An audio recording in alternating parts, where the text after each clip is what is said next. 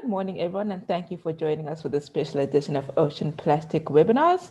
As we said this month, many of you may know that the International Coastal Cleanup was happening last Saturday. And in honor of that, we thought we'd have a special panel discussion focused on strategies to clean up marine plastic.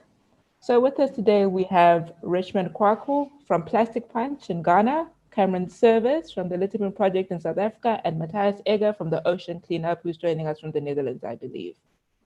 How this is going to work, each of them will give a quick rundown of their strategy and how it works, about 5 minutes each. And then after that, we'll open the floor to any questions you may have. Please log your questions on Slido, password hashtag OPW. Please upvote any questions that you support and try and avoid repetition of questions. And I just want to emphasize we want to have a constructive and engagement discussion on marine plastic cleanup operations.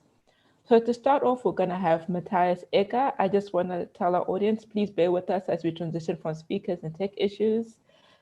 There will be a bit of a transition phase as each speaker comes on. So first up, we have Matthias Egger from the Ocean Cleanup.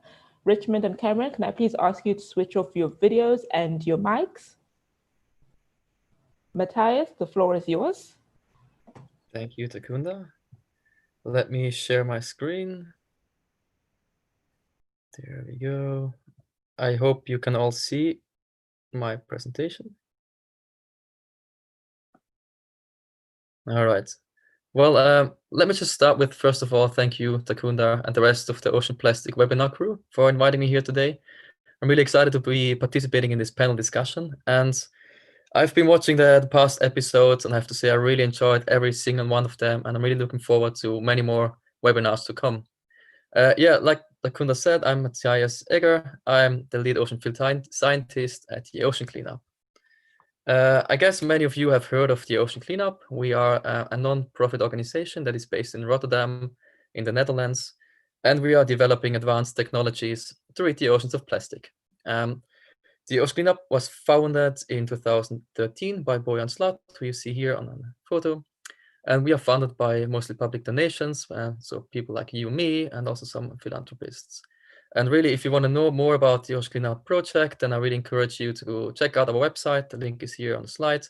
There's lots of information there and some really nice animations and very informative footage. So, well, what is the approach that we take at the Ocean Cleanup to tackle the plastic pollution? Well, we are really convinced that if we want to solve the problem, we first need to also understand it. So that's why we perform extensive research on ocean plastic pollution. We have an in-house research team, of which I'm part of, but we also collaborate with many other scientists all around the globe. And so just to highlight a few of the research highlights, so for example, I was showing the width of our research. So we do research, for example, here on the left, you see a global map of mismanaged plastic waste generation.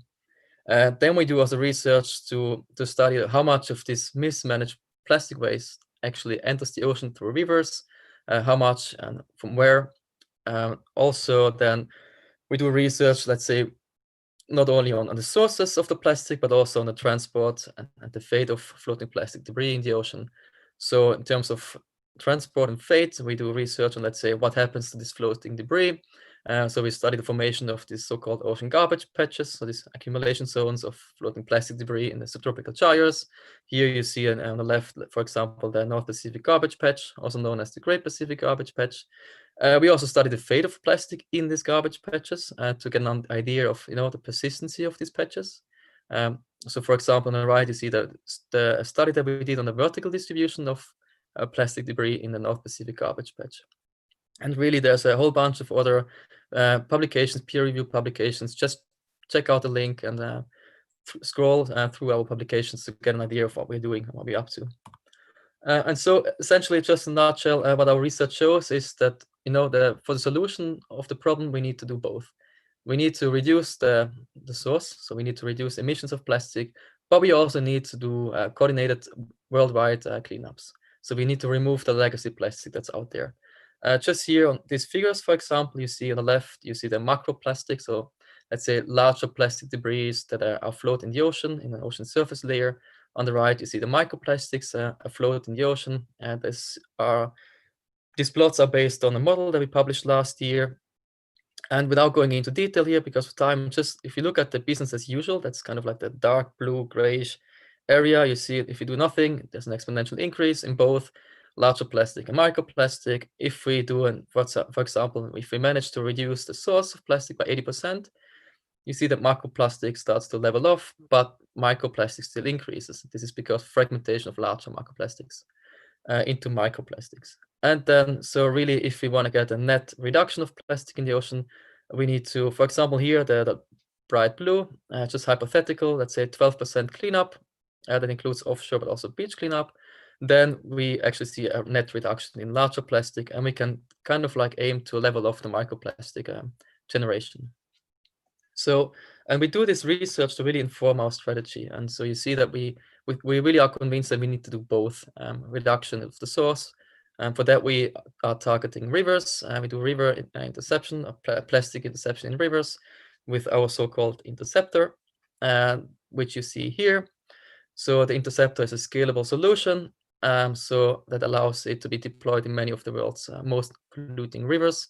It can really extract quite a lot of plastic, so 50 tons of plastic a day. It is operated 24/7, has a large storage capacity for the plastic waste that's extracted. And we currently have 3 of them deployed, one in Jakarta, one in Malaysia, and one in the Dominican Republic. And if you want to know more about the technology, check out our website again. There's a lot of very informative material there. And so we are convinced that this interceptor really is a nice addition to the already great other projects out there. For example, Little Boom, which I guess we'll hear more about in a few minutes, but also Mr. Trash Wheel or Bubble Barrier. So really, I think with all these technologies, I remain optimistic that we can really achieve a net reduction of plastic emissions from rivers. And of course, also we think that our research supports that we also need to remove the legacy plastic to really avoid formation of like large amounts of microplastics. And for that, we are targeting, for example, North Pacific garbage patch. So these garbage patches in subtropical gyres. And we are developing an offshore cleanup system. And the idea here is that to make it more efficient, we first want to concentrate the plastic and with these booms, which are essentially creating a coastline where there are none in the middle of the ocean. And importantly, what we do here is we take an iterative approach, which means we deploy one system, we monitor it very closely, then we adjust the technology for, like, say, the next step for the new design to optimize the plastic extraction efficiency, of course, but also to minimize any potential impact on marine life. So we have completed successful mission 1 with 2 prototypes, Wilson and System 1B, and we are now currently implementing the learnings of this mission 1 to design System 2. And again, if you want to know more about how exactly the technology works, I encourage you to check out our website, and the link is provided here. Lastly, so all the data and knowledge generated from our research, but also from doing research on the waste we collected with the interceptor and the offshore cleanup system, and we generate a lot of data and knowledge, and we are sharing all of this open access, mostly in peer-reviewed literature, and we think that like this we can really also provide information and knowledge for other mitigation strategies, because there's obviously no one-size-fits-all solution here. So it's really a team effort to solve this plastic pollution crisis. And with this, I think I've given my short presentation, and I'm really looking forward to the discussion. All right, and if you want to reach out to me, if you have specific questions, here's my email, and you can also follow me on Twitter and the Ocean Cleanup as well. Thank you very much, Matthias. And we're just going to go straight into the next one from Richmond. Matthias, if you could switch your video off and your mic off. Richmond, the floor is yours, and switch your mic on. Over to you.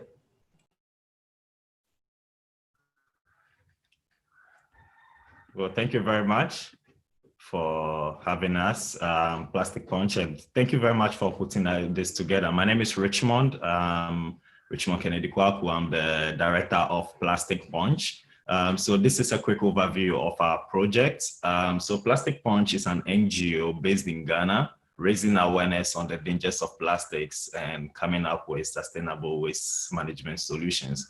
The next slides about Ghana will be pretty disturbing. So this is to show you how nice and beautiful Ghana is, and you are all encouraged to come over. So this picture was taken by Eduardo Vazquez, a Spanish photographer on our team. And this was on the first time we went for a tether monitoring session. And this is the actual state of the coastline in the area we work in Ningo Pram Pram, or one of the areas we work in Ningo Pram Pram. Now, despite Mapolan's treaty that prohibits the dumping of refuse or plastics at sea, the plastics in the ocean keep increasing at an alarming rate. This is another picture showing how all the single-use plastics are shown floating in some of the waters in Ghana. Fishermen are already saying they are catching more plastics than fishes in some of the areas that we work. This is to highlight the problem here. We at Plastic Punch, we work in areas where turtle comes to nest. Our project started as a response to a turtle nesting monitoring session that we went to. And out of the 6 turtles we saw on this night, 5 of them were dead. These are some images of the dead turtles we saw. Some obviously you could see is propeller action, but the one on the far right was fully entangled in plastics. We could not scientifically diagnose what the cause of death was, but looking at the plastics visually on the sea, you could realize there's a link to the death. So we decided to take action. And by taking action, we felt we have to bring the community in contact with the problem. So this is the approach we use at Plastic Punch, bringing the community in contact with the problem and bringing them all together to clean the beach. I mean, cleaning the beach is not the solution. The solution is to reduce at source. But by bringing them in contact with the problem and cleaning beaches, which are not leisure beaches, which are usually clean, they get to realize the extent of the problem. So we provide the necessary tools and equipment, gloves, sacks, so that the volunteers are protected at beach cleanups. That is the energy you find on our beaches when we have beach cleanups. To give you an idea, we have like 200 to 400 people participating at every beach cleanup, volunteers from all parts of the world, different ages. And that's how we do it. You see all the punching in the picture. So when we say plastic, everyone says plastic punch to keep the energy up. And this is quite massive for a Saturday morning beach cleanup when people are burnt out and just want to relax on a Saturday. But the way we do our operations on the beach, we are not in the business of moving plastics from the beach to the landfill, or trash generally from the beach to the landfill. So what we do is we try to recycle as much as we can from the beach, and we clean turtle nesting beaches so that these beaches are getting rid of, these plastics are getting rid of for the turtles to nest, because we are very interested in their protection. We collect data on all items collected on the beach, institute data, so that every volunteer knows how much they collected. Every volunteer really wants to know how much they collected from the beach. You could see in the picture how people are very attentive to the scale. We also partner with research and are involved in a lot of research. This is COSIN. COSIN is a program in Ghana which seeks to build or increase participation in the ocean sciences. So yes, at Plastic Punch, we really believe in research. We work with a lot of research community and currently running a research on alternative packaging with a university in France that's in Easton. So at our beach cleanups, we try to demonstrate that there are different ways that you could be plastic free. So it's a plastic free event. We serve the food in leaves, in calabash, no use of plastics. Aerobic section before we jump on the beach to get people in the elements. And after the beach is clean, when we are lucky, we play some sports. We encourage volunteers to bring their reusable bottles, just to also prove to them that you don't need to drink from the bottle or single-use bottles every time.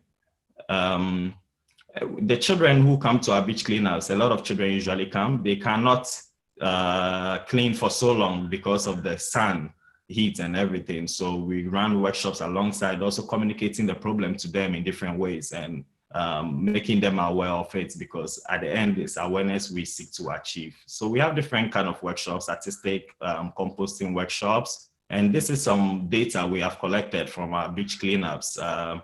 So to give you an idea, within 4 hours, all this data was collected within 4 hours, and we were able to collect 2 to 4 tons of trash within this 4 hours, all properly sorted. So these are some of the areas where we work and some data from this region.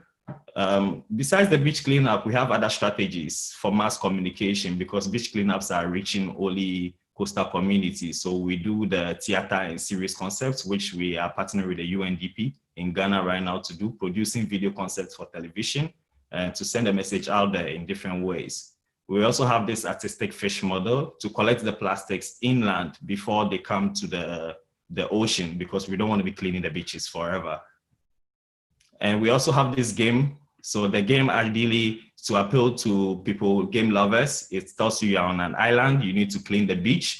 You clean the beach, you recycle these plastics to encourage recycling. You get some points, but then as you clean the beach, the currents still come back because the currents still bring more plastics because of the movement of the current, so that you don't get complacent and get the idea that reduction is really the way to go. We do outreach, schools, churches, animations. We have documentaries on YouTube, our YouTube page, Plastic Punch. You'll find a lot of documentaries and videos in this regard. Flea markets, plug-in are other strategies that we use, plug-in at marathons to encourage circularity. We have citizen science approaches where we collect data on sea turtles to be able to measure the impact on the beaches that we are carrying out our actions, to see if the sea turtles in these areas are increasing or decreasing, so that we are able to inform by the actions more. So this is a little success story. It used to be a success story. This is how the beach was looking in March 2019 in one of the spots. It's a turtle nesting beach, take note. This is how it was looking in January 2020 after our first beach cleanup this year. And after COVID, this is how it's looking again. This is to say the beach cleanups are not the solution to combat this menace, but a way to bring people in contact with the problem. And without reduction, there is no way we can win this fight. So this is our team. Thank you very much. This is our website. If you have any further information, please feel free to reach out to us, plasticpunchngu@gmail.com and @.org on Twitter as well. Thank you very much. Thank you very much, Richmond. I would love to comment, but we do have to move on to Cameron. I just want to thank Cameron. He is joining us from the road, hence he is currently sitting in his car. So we appreciate his commitment to telling us about his cleanup strategy. Richmond, if you could switch yourself off, and Cameron, you can switch yourself back on. And the floor is yours.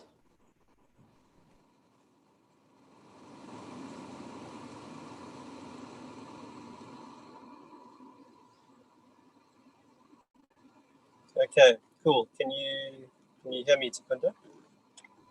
Yep, perfect. We can see your screen. Go ahead. Perfect. Cool, guys. Yeah, just a quick thank you for the opportunity to obviously share. It's always great to get more people to understand what we're busy doing, and it's fantastic to see what Richmond and Matthias are doing as well. Some amazing work out there. It does keep you inspired. So just a short introduction into the project. My name's Cameron, and our main backing partner for the project are Parlay. We work very closely on the ground here with Wildlands Conservation, Pristine Earth Collective, and City of Cape Town, among a lot of other entities. In terms of how we started our journey, in 2017, began as a passion project, or it began as a passion project because I worked in the green spaces. And sort of the three deliverables that I wanted to see through a pilot program really were, what are the quantities of plastics that are accumulating in the river systems that I'd seen with my eyes, the feasibility of this method in a third world context, as well as the efficacy of different litter boom traps. So why litter booms? So the reason why we decided to go with litter booms is, having done beach cleanups my entire life and being a surfer and spear fisherman, I spent quite a bit of time in the rivers, and then started to do a bit of research and noticed that most of the marine plastic pollution was coming through these waterways, specifically within highly concentrated areas. So we decided to go with a hard HDPE material, which essentially is strong enough to deal with the harsh environment. I think it's important to note that a lot of people that I communicate with and talk to are, ask me, well, what is the secret, or what is this litter boom? The hardware itself, I dare say, is not the silver bullet. And there are many different strategies that have been used for river interception over a number of years. We just stuck with this hardware because we used it and we trialed it and we found that it worked the best. But it's not to say that other materials and hardware can't work. So I digress. But that's just a bit of an aside. In terms of the actual litter booms themselves, they're easy for the teams to manage.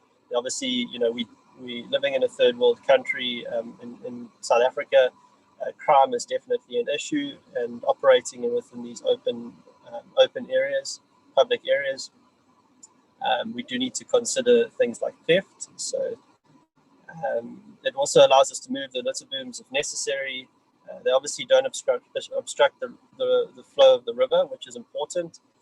It's very difficult working in the river systems because of the change of tides.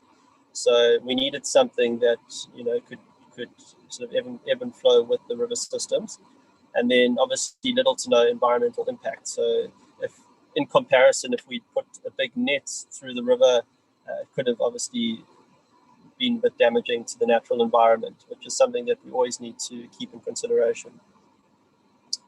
In terms of our approach, we believe in obviously removing marine plastic pollution from our beaches, rivers, and communities.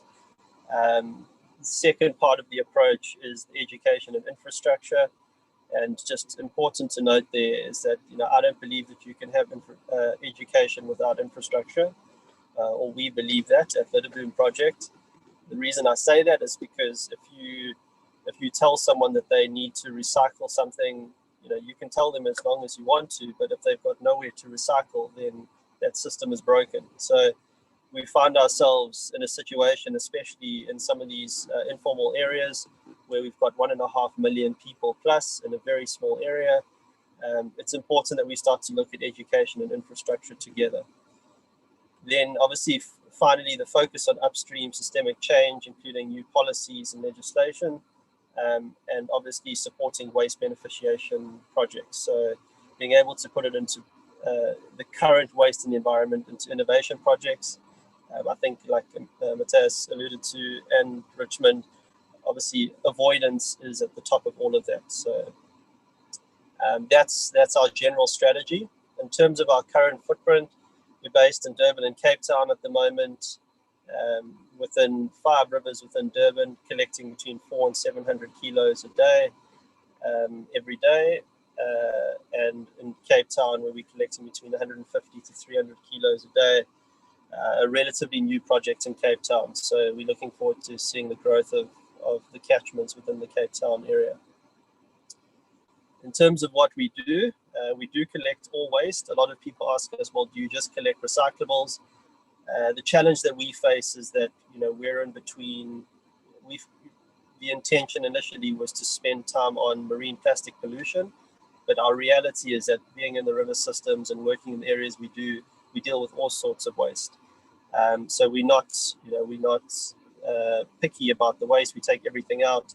In terms of sorting the waste material, we obviously sort it, and as much as we can recycle, as much as we can put into innovation projects, we do. And then anything else that we don't have use for beneficiation goes through to landfill.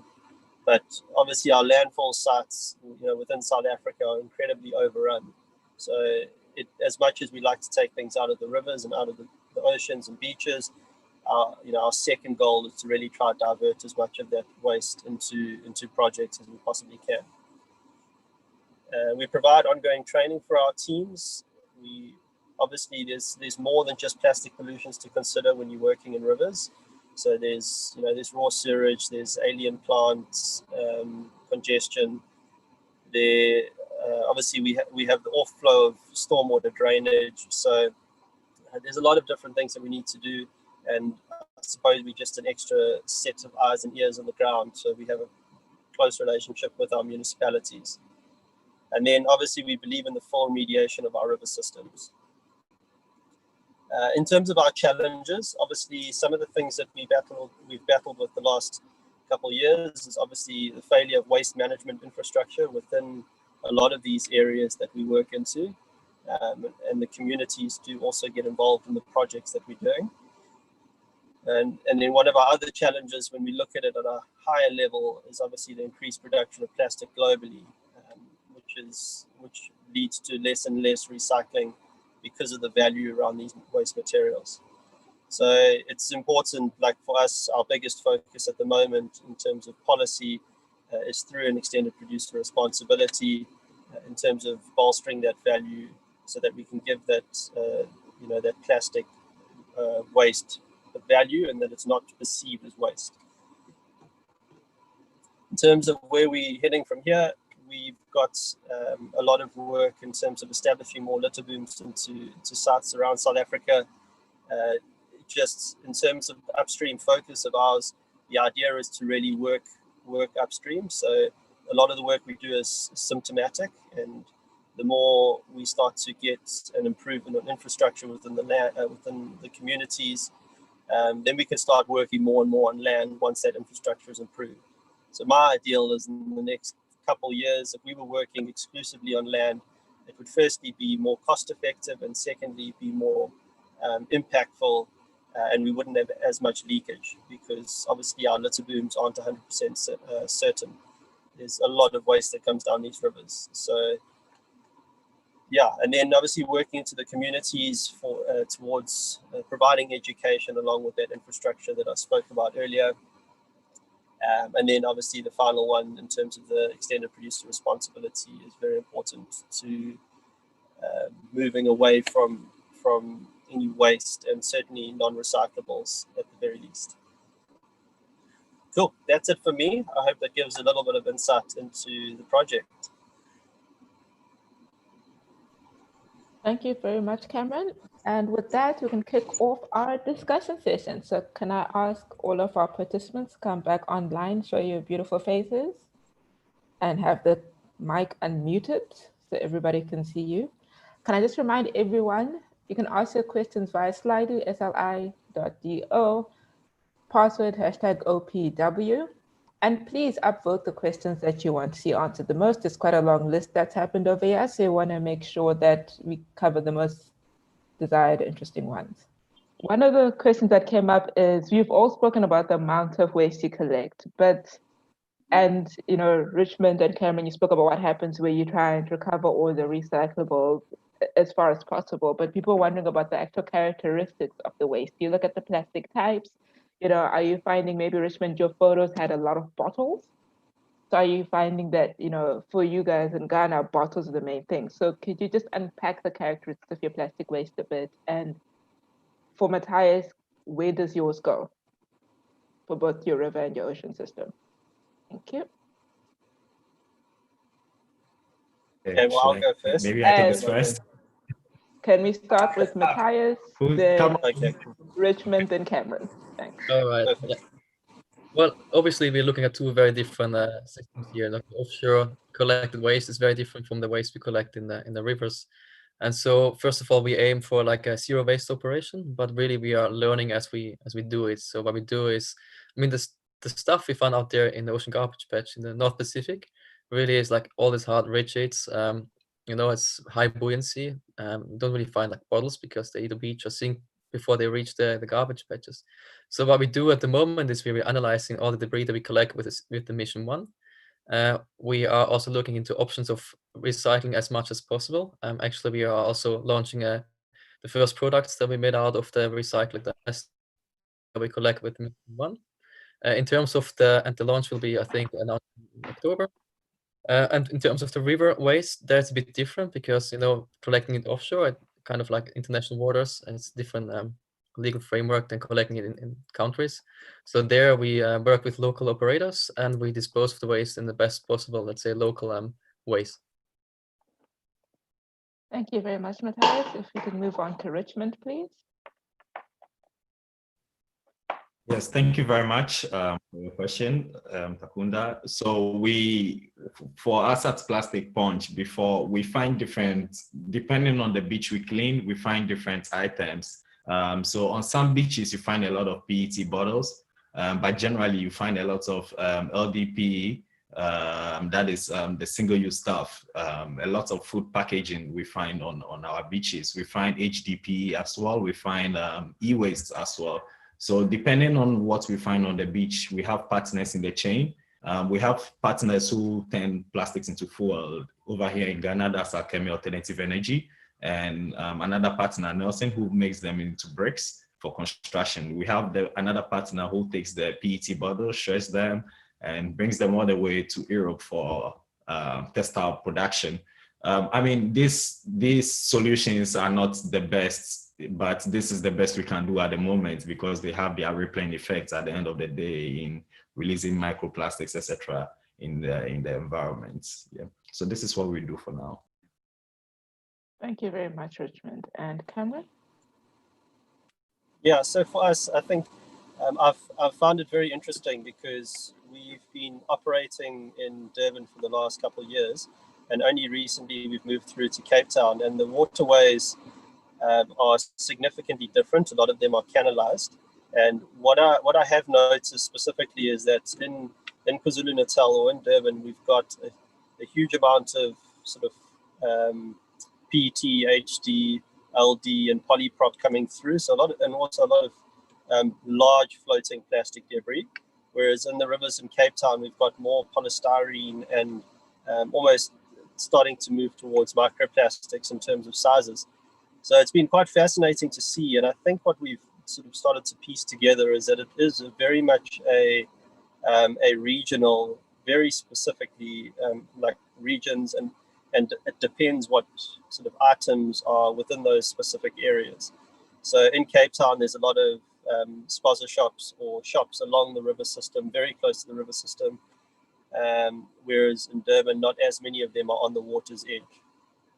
So, you know, we're still doing it. I mean, as you guys all know, it's an ongoing thing and it's ongoing research, but it is fascinating to see that in different regions, even within the same country, you're getting significantly different materials. So in terms of recyclability, we've got probably a recycle rate of about 15 to 20% of the waste in Cape Town and about 80 to 85% in Durban. So yeah, they're huge differences.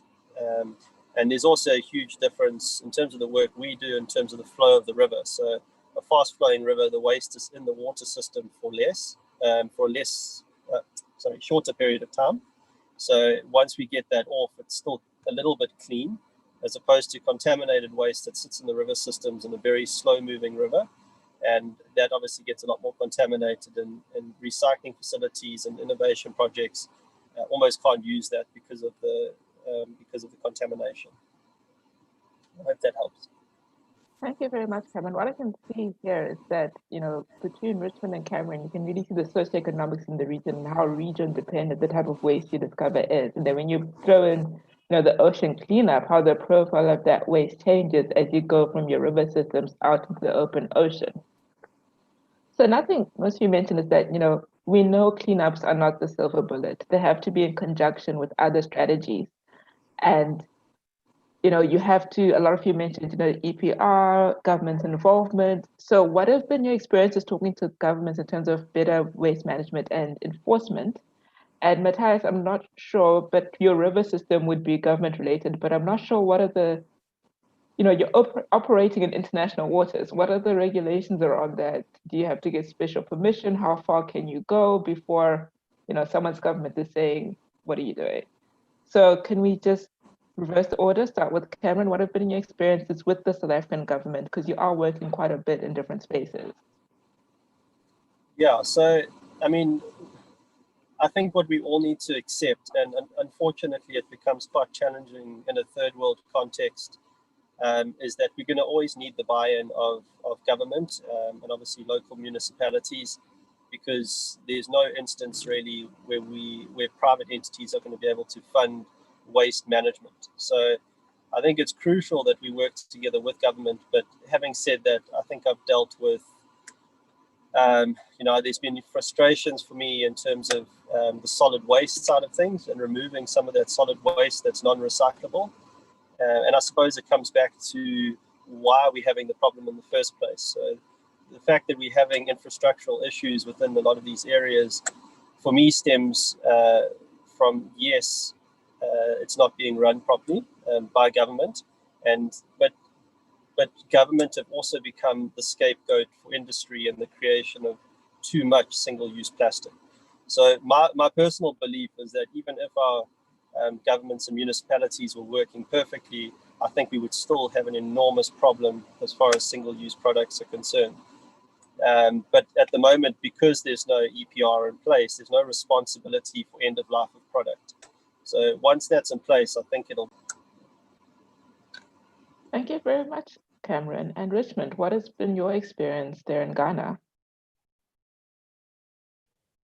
Well, for us in Ghana, it has been pretty much, we have been lucky that since 2018, I would say, the government of Ghana has identified plastic pollution as a problem generally. So there has been multi-stakeholder approaches, one of which has been led by the UNDP Ghana, for which Plastic Punch is part of, this multi-stakeholder platform. And this is a platform which brings together producers, recyclers, everybody, with the aim of trying to create an enabling environment, and at the same time coupled with the right awareness towards solutions.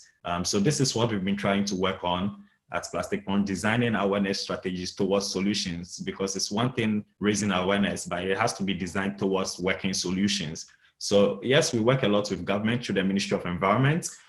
We also work with the various municipalities, because the municipalities are in charge of the waste management in the different zones. And there has been a little bit of challenge because every municipality has a different waste service provider. That will be the small challenge we have there. Some waste management providers are doing it right, sorting, collecting, and the others are not doing it right, taking everything together. But of course, we complement these municipalities lacking these things with our actions.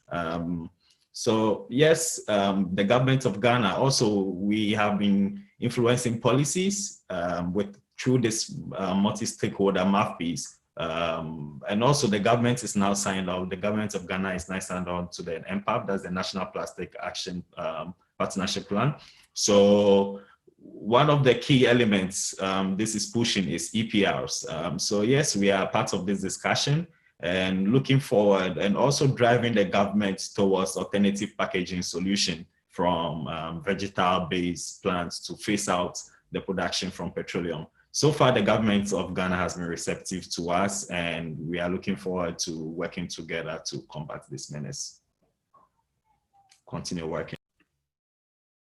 Thank you very much, Richmond. It seems like both you and Cameron are trying to work quite closely upstream and get involved in that. Onto Matthias. Matthias, yours was a two-parter in terms of your river technology, and in terms of the legislative aspects of being out in the open ocean. So if you could just take us through that quickly. Thank you.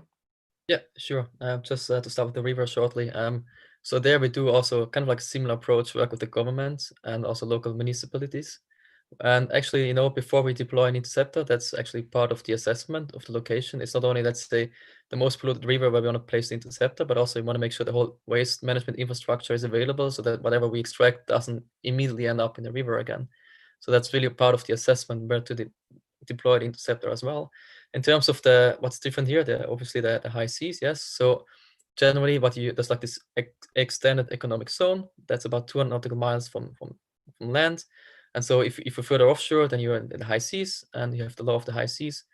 Bottom line there is essentially that what you collect is, so if we, like as a Dutch non-for-profit, we go out there, we collect the waste, it's Dutch waste afterwards, which kind of like makes it also difficult to understand, let's say, how to dispose of that, because countries don't really allow the import of waste.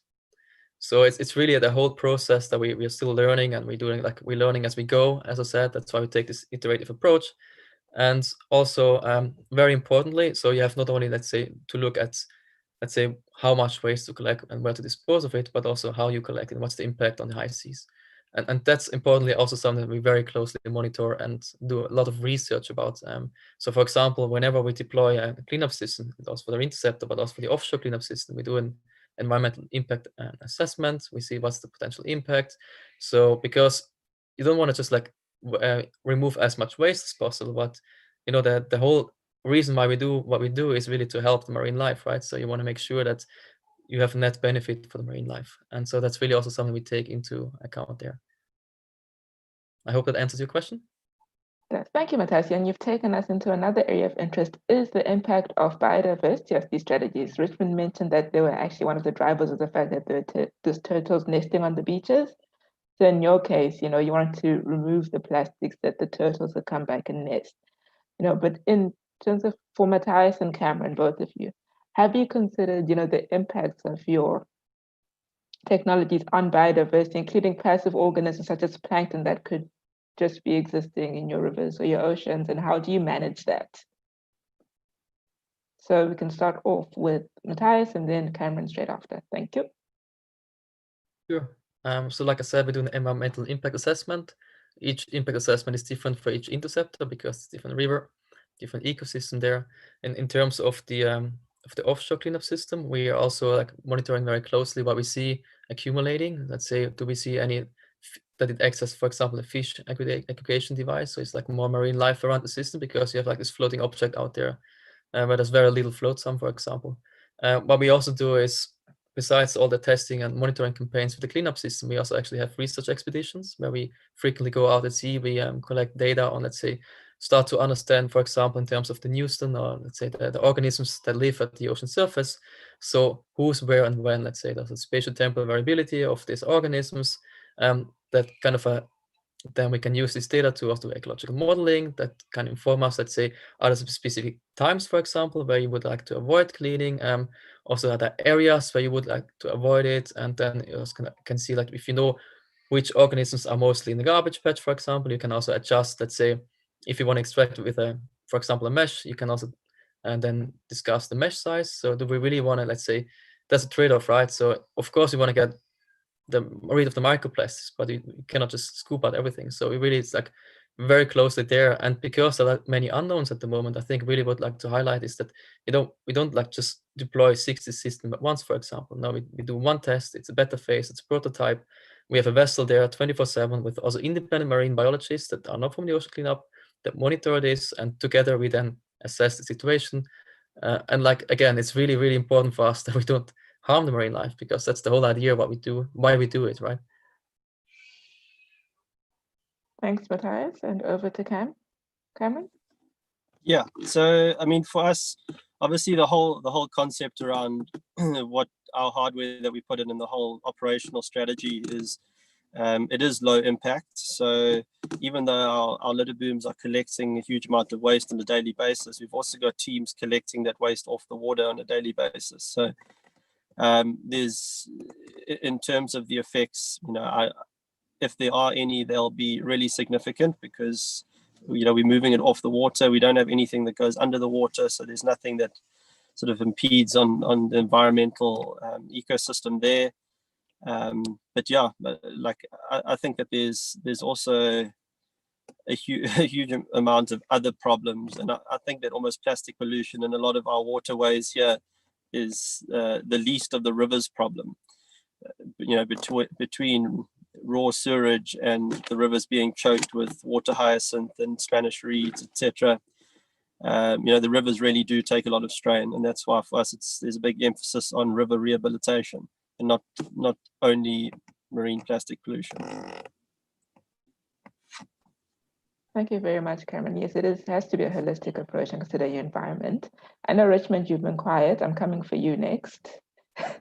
So don't worry, I haven't forgotten about you. We're talking about plastic cleanup strategies. And of course, people watching will wonder, does this work in my area? Will this work in my geography? So how transferable is your strategy? Richmond, obviously you need a beach for that. And then in terms of that, what are the capital and operating costs? You don't have to give me your financial breakdown. You can give me a range so people get an idea of how much does this stuff cost, and we can compare the different strategies. So Richmond, if you'd like to go ahead first of all. Yes, we know our strategy could be replicated in coastal communities, obviously, but also in communities which are not coastal. The idea is to collect these things before they get into the riverways, the drainage, and finally ending up on the shores. That is why we besides the beach cleanup strategy, we have the inland strategies. That's the mass communication strategies, awareness in schools, upcycling workshops for inner communities, for repurposing and upcycling generally. So transferability, anywhere single-use plastics are used, and it's a problem, which is obviously a problem, it could be transferred. Recycling has proven not to be efficient, in my opinion, but it's still an option we cannot throw out. So for the spirit of zero waste reduction, our model is the way to go to punch these plastics out of the system gradually, and encouraging everybody to be the change. Depending on every community and their needs will depend on the budget. That will also include the systems over there, the waste management systems, the legislation, the policies regarding waste management. So I would say it's very different, but it's not so much expensive because the real change starts with the individual. And whilst we are able to send that change to the individual, behavioral change is quite difficult, but with consistency is always achieved. So whilst the individual gets that change, then there's no cost in the chain. So this will answer that figure question you asked. Thank you very much, Richmond. You were a little vague, I must say, because you didn't actually tell me the cost. You told me the social cost, and I'm asking you for economics, yeah? I don't know if I speak on behalf of Richmond here, but I think there's a lot of variables to these projects, and it's quite hard to talk specifics. I mean, if you said, okay, well, for a beach cleanup happening over here once a month, we can put a cost to that.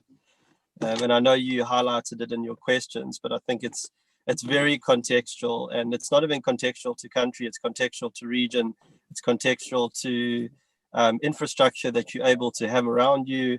Are there recycling facilities? Aren't there? Are there innovation projects? Aren't there? And so it does become a bit of a tricky question. Let me try and clarify. I completely understand what you guys are saying. It is very contextual, but then, you could say in Richmond's case, you need to pay for the actual cleanup. You need to pay for people's PPE and the workshops that you run. So those are the associated costs. Whereas Matthias is shipping an entire piece of technology into the ocean, which I would say in general would cost a lot more than Richmond's initiative. With one has high capital costs, one has more operational costs than anything else. So I think that's the angle that I'm trying to bring out.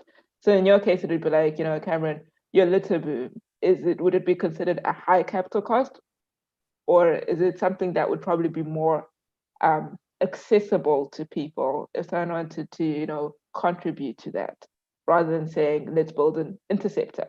So I think that's what I'm really trying to bring out with this question, is that people understand the different ranges involved. Yeah, I think, maybe not speaking to the figure necessarily, but I think speaking to the application, is that you need to be able to take the area that you're working in as well. If you're working in a first world country, the reality is that your costs for people to be helping are far lower.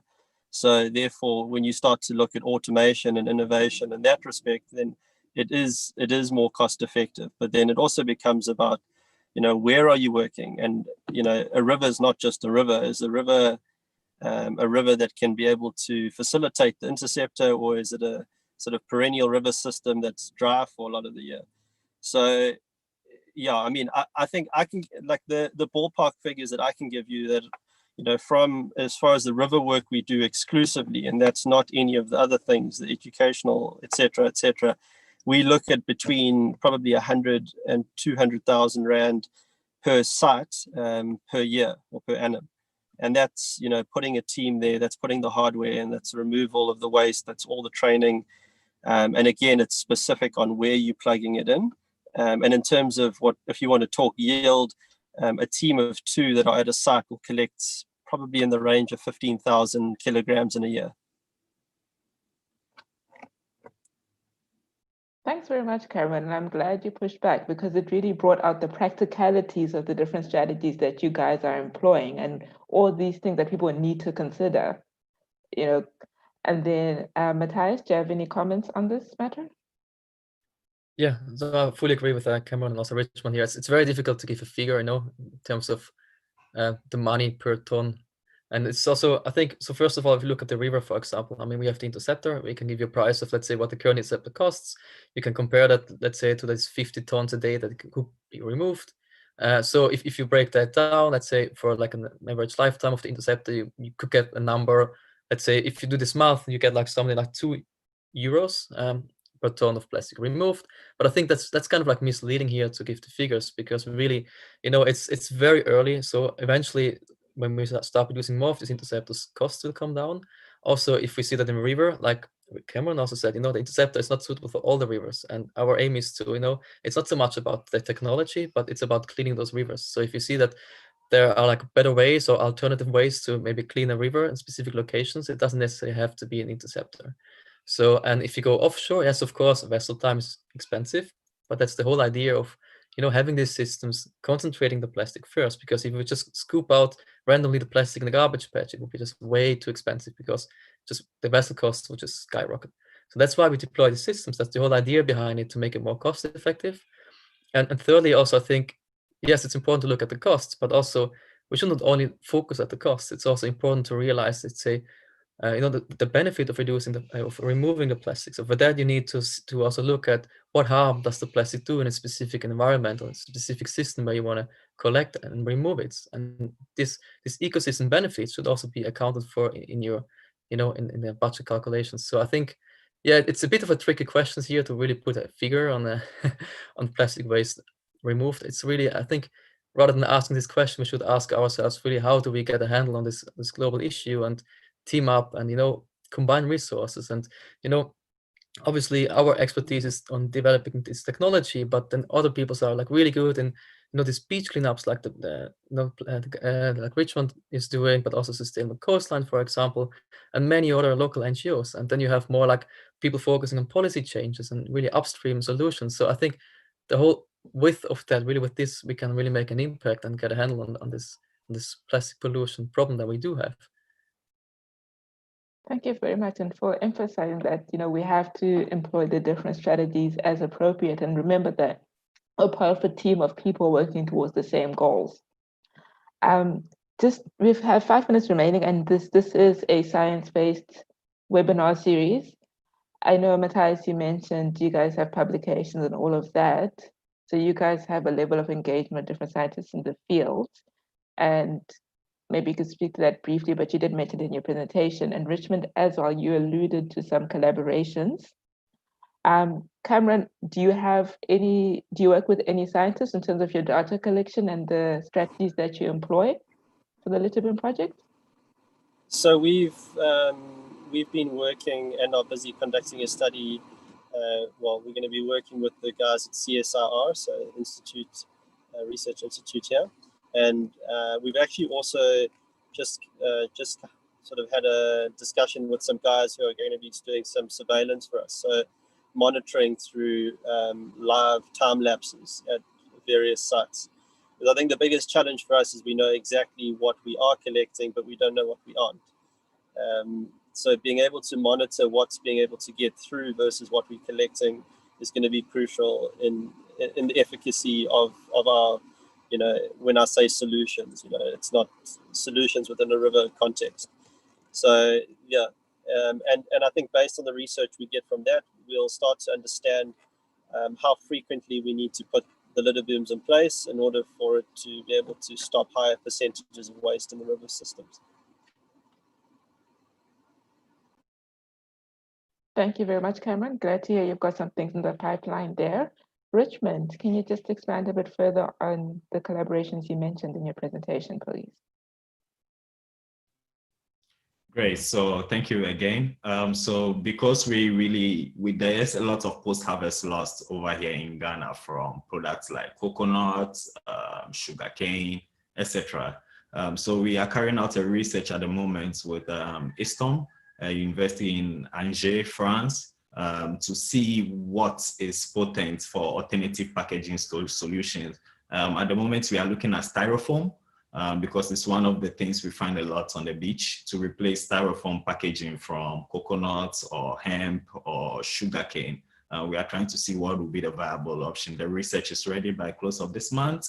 And also we do a lot of research also with forecasting coastal models with different professors from the University of Michigan, from the Scripps Ocean Institution, etc. A lot of collaborations in this field to analyze data, etc.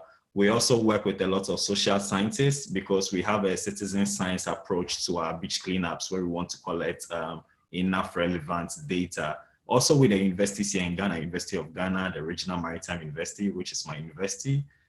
So yes, we work, it's a very science-based approach to our project here. And we believe a lot that without the sciences, we will not really have a perfect way to chat forward in this fight.